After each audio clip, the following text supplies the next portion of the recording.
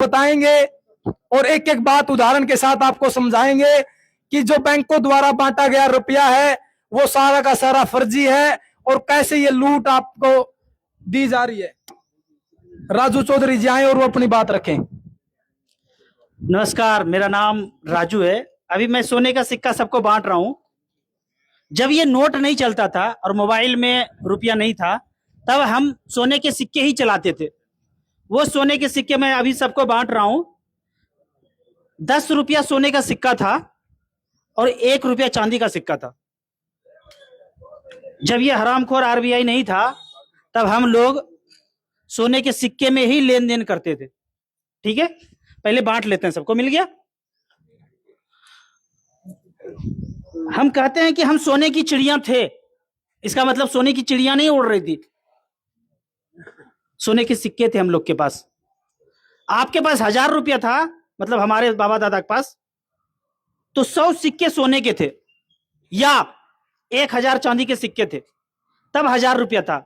उस जमाने में कोई करोड़ लाखपति था, इसका मतलब 1000 सोने के सिक्के थे, 10,000 सोने के सिक्के थे, तो 1 लाख रुपया उनके पास था।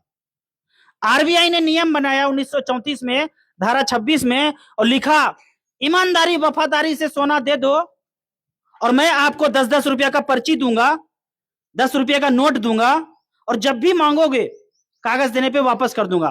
तो ये सोने का सिक्का 10 रुपया था, ये 10 रुपया था और ये 10 रुपये का नोट है, प्रोमिस है, लीगल टेंडर है, वचन है। इसीलिए इसको 10 रुपये का नोट बोलते हैं, 10 रुपये का प्रोमिसरी नोट बोलते हैं। रुपया क्या है?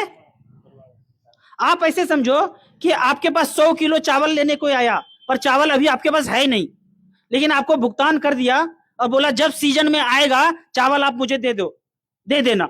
तो आपने उनको वचन लिख के दे दिया, मैं धारक को 100 किलो चावल अदा करने का वचन देता हूं। अभी चावल तो नहीं दिया, चावल का कागज दिया, चावल का प्रोमिस दिया, चावल का लीगल टेंडर दिया, चावल का वचन दिया। जब आपके पास वो चावल आएगा तो वो कागज लोगे और चावल वापस कर दोगे। उसी तरह ये 10 रुपया सोने का सिक्का था और ये 10 रुपया का नोट, इस पे लिखा हुआ है आरबीआई गवर्नर ने, मैं धारक को 10 रुपया अदा करने का वचन देता हूं। इसका मतलब जब आप लौटाओगे तो ये 10 रुपया सोने का सिक्का मैं आपको लौटा दूंगा।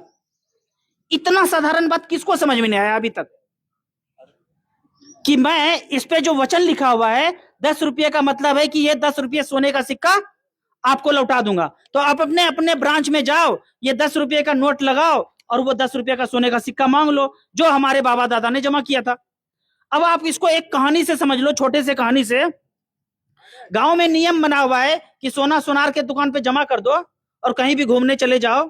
तो उसने लिख के दे दिया, मैं जमा कर दिया 100 तोला सोना सोनार को, और कागज ले लिया, मैं धारक को 100 तोला सोना अदा करने का वचन देता हूं, और मैं चला गया हरिद्वार घूमने।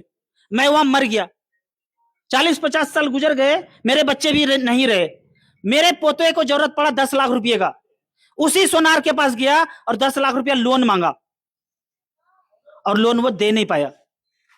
तो सोनार बोला तुम्हारा घर कुर्की जब्ती करूंगा। जब कुर्की जब्ती करने लगा तो वही कागज मिला जो दादाजी ने जमा करके दिया था, मैं धारक को 100 तोला सोना अदा करने का वचन देता हूं। सोनार को लगाया कि दे दो, मेरे दादा ने जमा किया था। सोनार ने गोली दिखा दिया कि नहीं दूंगा, बेईमानी कर लिया। सारे गांव के सोना सोनार के पास, और गांव के लोग गरीब हो गए और सारा सोना किसके पास है? सोनार के पास। तो किसने बेईमानी किया? सोनार ने बेईमानी किया। ठीक उसी तरह से आपके घर में अगर ये 100 रुपया है, ये 100 रुपया हमारे बाबा दादा के पास तभी आया जब 10 तोला सोना जमा किया आरबीआई को। और ये आरबीआई 1934 धारा 26 में लिखा वो सारा कागज इस किताब में लूट की व्यवस्था उल गुलान में है। ये किताब पढ़ेंगे और लगाएंगे, इसका मतलब है कि 100 रुपया बैंक को देंगे तो वो बाध्य है 10 तोला सोना देने के लिए। यानी कि आप 1 करोड़ रुपया लोन लिए हो तो 1000 का नोट लगाओ और 100 तोला सोना मांगो। वो 100 तोला सोना मार्केट में बेचो, 1.5 करोड़ का बिकेगा। उससे लिए हो 1 करोड़ लौटा दो, 50 लाख आपके पास सरप्लस है। यानी कि उसका दिया हुआ 1 करोड़ आपके 1000 रुपया के बराबर है, 1000 भारतीय रुपये के बराबर है।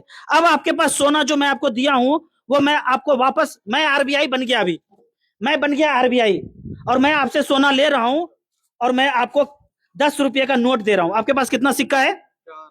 आपको मैंने 4 10 का नोट दे दिया। मैं ये सिक्का ले लिया और इसमें लिखा, मैं धारक को ₹10 अदा करने का वचन देता हूं, मतलब जब जब कागज लौटाओगे तब तक मैं ये सोने का सिक्का दे दूंगा। मैंने इनसे ले लिया। आपके पास कितना सिक्का है?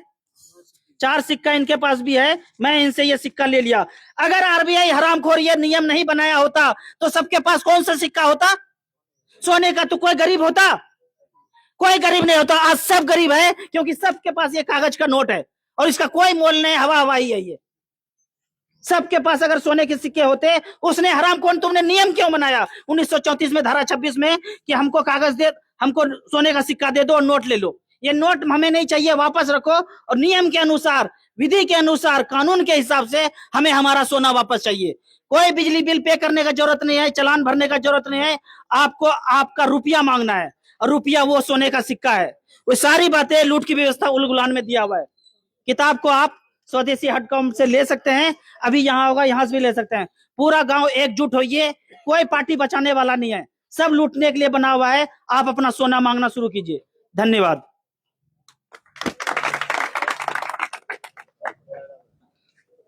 सारे सिक्के दे दीजिएगा, फिर से क्लास होता है। बड़ा मेहनत लगा इसको बनाने में।